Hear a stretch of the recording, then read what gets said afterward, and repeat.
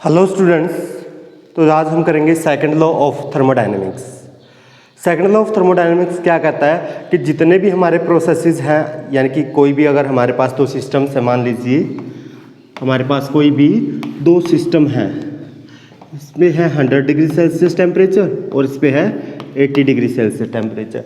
तो हीट का फ्लो, अगर वॉल है हमारे बीच में कंडक्टिंग वॉल्स, तो हीट का फ्लो कहाँ से कहाँ होगा? Higher temperature body to lower temperature body, और अपने आप ही होगा। ठीक है, यानी कि जो हीट का ट्रांसफ़र है वो स्पॉन्टेनियसली हो जाता है, अपने आप ही हो जाता है, बगैर किसी एक्सटर्नल एफर्ट के हो जाता है, from higher to lower temperature body. यही है हमारा second law of thermodynamics.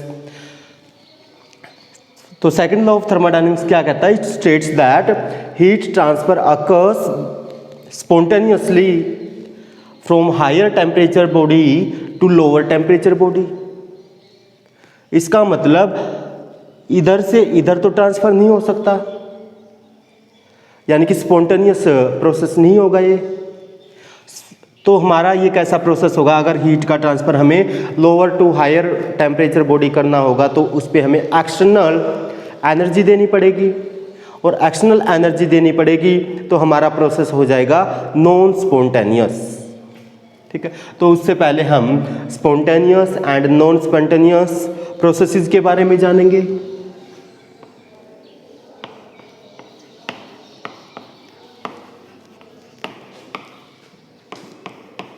Spontaneous process. Spontaneous process कौन सा प्रोसेस होता है? ऐसा प्रोसेस जिसमें क्या होगा? हीट का ट्रांसफर अपने आप ही होगा, विदाउट एनी एक्सटर्नल एफर्ट, या फिर ओनली प्रोसेस के बारे में कह सकते हैं the process which occurs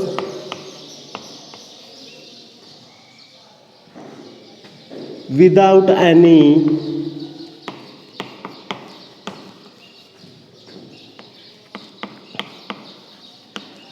external effort.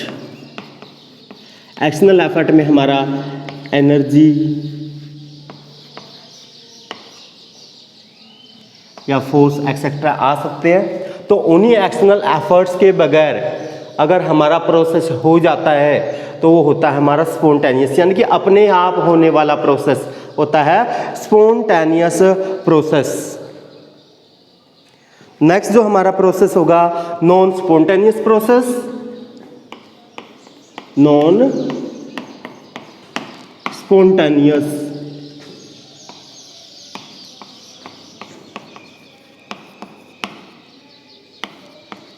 यानी कि ऐसा प्रोसेस जिसमें हमें एक्सटर्नल एफर्ट्स लगाने पड़ेंगे, जो अपने आप नहीं होगा। The process which do not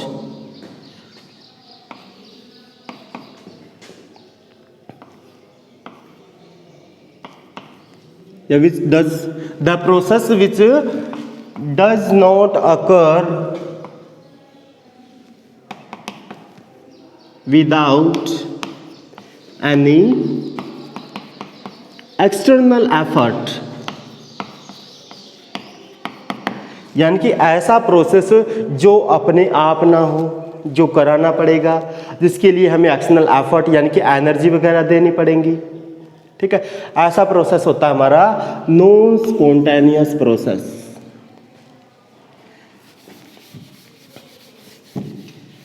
next हमारा आ जाएगा कि जो प्रोसेस केवल एक ही डायरेक्शन में होते हैं, और कुछ प्रोसेसेस ऐसे हैं जो दोनों डायरेक्शन में हो सकते हैं। मान लीजिए हमारे पास हमने किसी सिस्टम को हीट दी और वो वर्क में कन्वर्ट हो गई।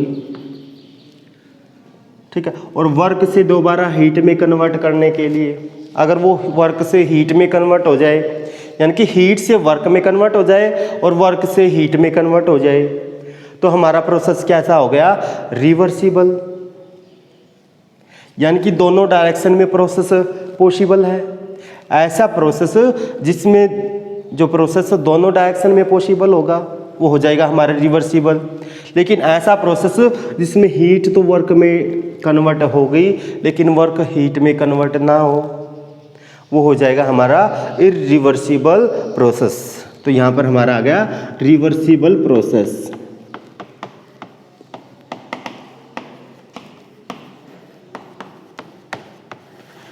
रिवर्सिबल प्रोसेस क्या होता है? जिसको हम दोनों डायरेक्शन में कर सकते हैं। The process which can be reversed, और स्मॉल करके लिख देते हैं, विच कैन बी रिवर्स्ड। ठीक है, जिसको हम रिवर्स कर सकते हैं। कैसे? उसकी ओरिजिनल फॉर्म में, यानी कि हीट से वर्क में कर दिया था और वर्क से हीट में, यानी कि ओरिजिनल फॉर्म में किया जा सकता है। Which can be reversed into its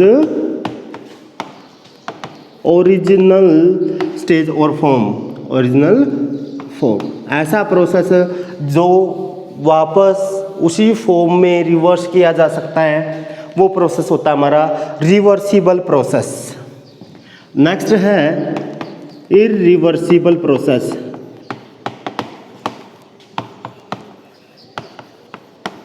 irreversible process कौन सा प्रोसेस होगा? ऐसा प्रोसेस जो रिवर्स नहीं किया जा सकता है दोबारा से अपनी ओरिजिनल फॉर्म में। यानी कि हीट से वर्क में तो कन्वर्ट कर दिया लेकिन वर्क से हीट में कन्वर्ट ना किया जा सके, तो वो प्रोसेस हो जाएगा हमारा irreversible process. The process which can not be reversed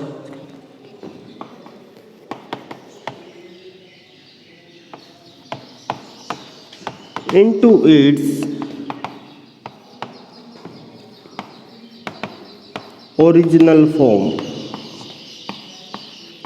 ऐसा प्रोसेस जो अपने आप हो जाए, स्पॉन्टेनियस प्रोसेस। ऐसा प्रोसेस जिसके लिए एक्शनल एफर्ट्स यानी कि एनर्जी वगैरह लगानी पड़ेंगी।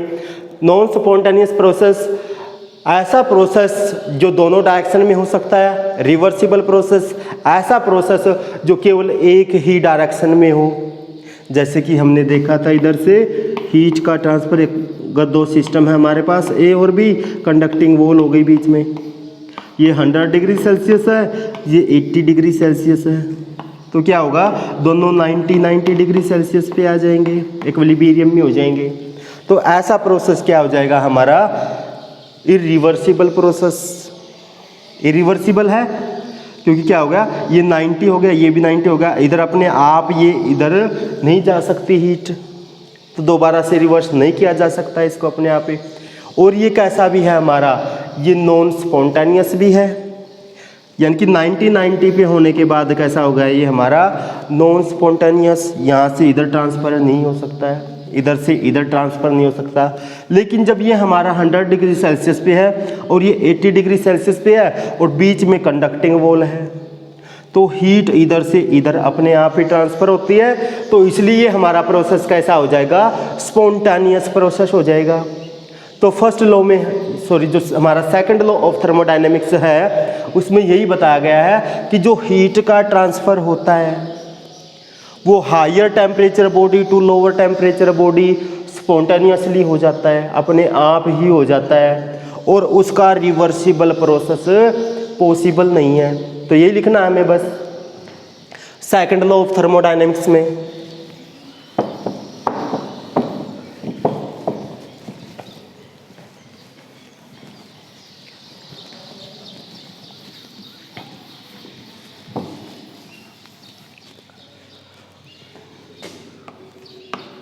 Second law of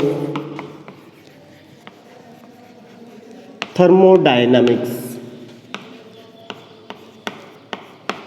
it states that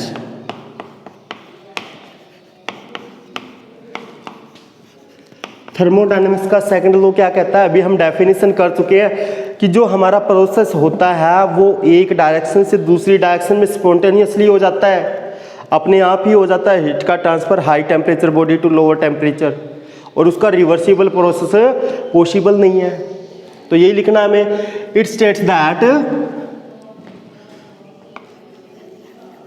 heat transfer occurs spontaneously कहाँ से कहाँ होता है? फ्रॉम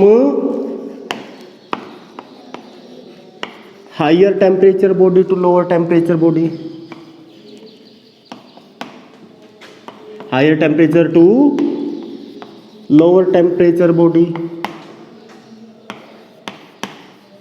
यानी कि हीट का ट्रांसफर अपने आप होता है higher to lower temperature body. इसका मतलब क्या है? लोअर टू हायर तो नहीं जा सकता, या फिर दोनों में ही क्या हो जाए, अगर इक्विलिब्रियम में आ जाए, दोनों का सेम टेम्परेचर हो जाए, पहले 100 है फिर 80 है, कुछ टाइम के बाद दोनों का 90 हो जाएगा। लेकिन क्या होगा फिर, वापस से दोबारा इसका 100 उसका 80 नहीं हो सकता, अपने आप नहीं हो सकता ऐसा कभी, तो इरिवर्सिबल प्रोसेस पॉसिबल नहीं है। इसका मतलब सेकंड लॉ क्या कहता है? इरिवर्सिबल प्रोसेस पॉसिबल नहीं है, यानी कि रिवर्सिबल प्रोसेस पॉसिबल नहीं है। ये जो प्रोसेस होते हैं हमारे, ये कैसे होते हैं? इरिवर्सिबल, यानी कि reversible process is not possible. Reversible process possible नहीं है। जैसे एग्जांपल के लिए ले लें हम, एक गैस हमारे पास कंटेनर ए में है और दूसरी गैस कंटेनर बी में है। फिर हमने क्या किया, दोनों कंटेनर को ऐसे कर दिया, कनेक्शन कर दिया एक पाइप की हेल्प से। तो क्या होगा, इस गैस के पार्टिकल्स जो थे वो कुछ इधर आ जाएंगे, इसके साथ मिक्स कर जाएंगे। इस गैस के जो पार्टिकल्स हैं वो कुछ इसके साथ मिक्स कर जाएंगे। दोनों गैसों के पार्टिकल्स मिक्स हो जाएंगे, यानी कि क्या है, दोबारा से हम ऐसा नहीं कर सकते कि अगर हम इन दोनों का कांटेक्ट हटा दें तो अपने आप ही दोनों गैसों के पार्टिकल अलग अलग हो जाएं। ये पॉसिबल नहीं है, दोनों के मिक्सर मिलेंगे हमें यहाँ पर, यानी कि हमारा रिवर्सिबल प्रोसेस पॉसिबल नहीं है यहाँ बगैर एक्सटर्नल एफर्ट के। यही कहता है हमारा second law of thermodynamics. Clear है? नेक्स्ट हम देखेंगे heat engine.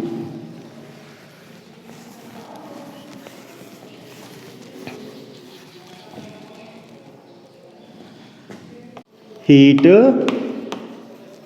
Engine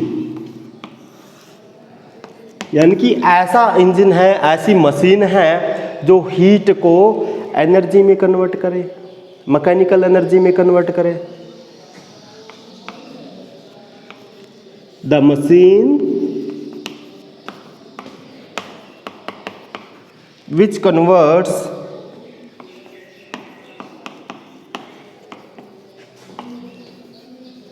heat into mechanical energy. ऐसी मशीन जो हीट को मैकेनिकल एनर्जी में कन्वर्ट करे, वो क्या होता है हमारा हीट इंजन। इसके मेनली 2 पार्ट्स होते हैं। It consist of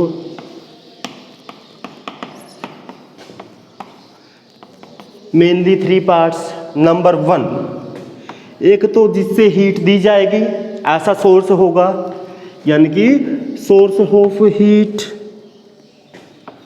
source of heat.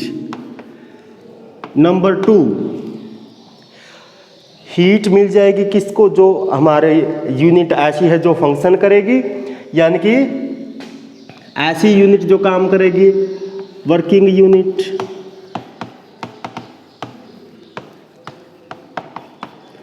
और नंबर 3, कुछ हीट जो इससे भी निकल जाएगी। जैसे गाड़ियों के अंदर रेडिएटर होता है भाई, सोर्स ऑफ हीट क्या है गाड़ियों के अंदर, डीजल पेट्रोल है, वो क्या होगा, कंबस्टन होगा उसका, और हीट मिल जाएगी, यानी कि सोर्स ऑफ हीट हो गया। उधर से क्या हो गया हमारा सोर्स ऑफ हीट हो गया। नेक्स्ट क्या है, जितने मैकेनिकल पार्ट्स घूमते हैं वो वर्किंग यूनिट हो गई।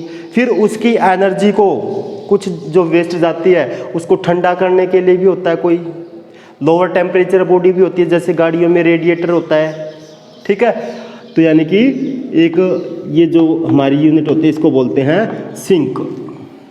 यानी कि हमारे हीट इंजन के मेनली 3 पार्ट्स होते हैं। एक तो होता है सोर्स,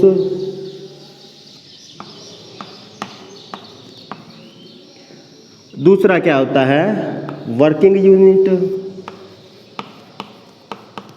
वर्किंग यूनिट कहिए, वर्किंग सिस्टम कहिए, और थर्ड क्या होता है सिंक।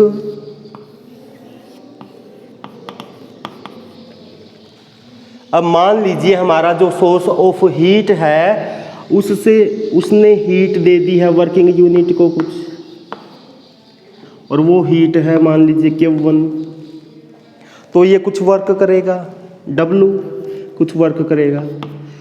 वर्क क्या करेगा, जितना हीट ट्रांसफर होती है। अब मान लीजिए इस वर्किंग यूनिट ने सिंक को यानी कि इस लोअर टेम्परेचर बॉडी को कुछ हीट दे दी, क्योंकि ये लोअर टेम्परेचर बॉडी है तो यहाँ से हीट का ट्रांसफर तो होगा ही, तो इधर से कुछ हीट दे दी इसने Q2, तो हमारा वर्क डन क्या हो जाएगा, चेंज इन इंटरनल एनर्जी, यानी कि इसको एनर्जी मिली है Q1 और इसने दे दी Q2, ये हमारा वर्क डन आ जाएगा।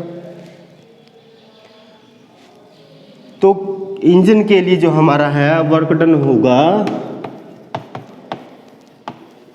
क्या आ जाएगा, जो W की वैल्यू है हमारी क्या आ जाएगी Q1 माइनस Q2। इंजन की एफिशिएंसी कैसे निकालेंगे कि वो कितना काम करता है, कितनी हीट लेता है, कितनी हीट का यूज करता है, उससे हम क्या निकाल सकते हैं एफिशिएंसी। एफिशिएंसी निकालने ईटा से डिनोट करते हैं। एफिशिएंसी जो हम निकाल लेंगे क्या हो जाएगी, work done by given heat, work done by given heat, ठीक है। एफिशिएंसी परसेंटेज में निकालनी होगी तो इनटू 100 हो जाएगा। ये हमारा एफिशिएंसी के लिए फॉर्मूला हो गया, यानी कि work done by given heat कह सकते हैं इधर से हम, यानी कि हमने क्या लिया थे W बाई Q1 इंटू 100, यही तो है एफिशिएंसी। अब ये एफिशिएंसी हमारी 100% नहीं हो सकती, कभी भी परसेंटेज में 100% नहीं हो सकती, और वैसे हमारी 1 नहीं हो सकती है। कैसे, देखिए ये हमारी 100% क्यों नहीं हो सकती,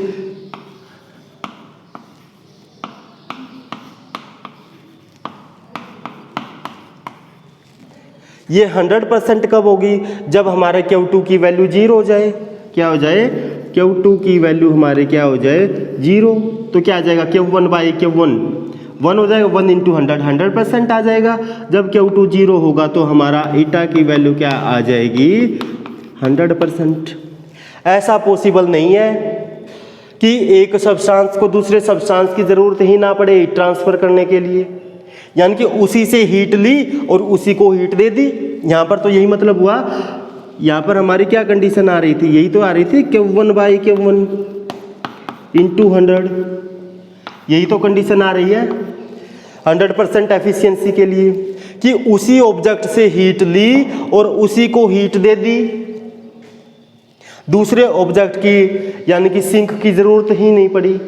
ऐसा पॉसिबल नहीं है कि गाड़ी से हीट लो, यानी कि उसके पेट्रोल से हीट लो या इंजन से हीट लो, ठीक है, इंजन से ही हीट ली और इंजन को हीट दे दी, पेट्रोल की ज़रूरत ही ना पड़ेगी।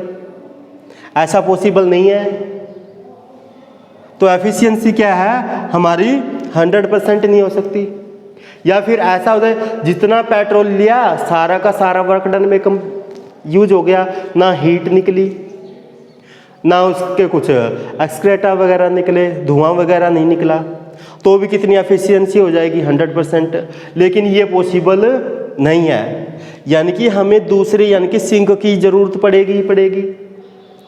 तो एफिशिएंसी हमारी 100% कब होगी, जब हमें सिंक की ज़रूरत ना हो, सारी की सारी एनर्जी वर्क में कन्वर्ट हो जाए, तब होगा। भाई इसका मतलब क्या है, हमारा सारी की सारी एनर्जी जब वर्क में कन्वर्ट हो जाएगी तो हमारा क्या हो जाएगा, एफिशिएंसी 100% नहीं हो जाएगी। यानी कि जब हमारा ये Q2 की वैल्यू 0 हो जाए, यहाँ से भी लिख सकते हैं आप, W हमारा क्या है Q1 माइनस Q2, जब Q2 की वैल्यू 0 हो जाएगी तो यानी कि हमारा क्या आ जाएगा, जितनी एनर्जी दी उतना वर्क हुआ।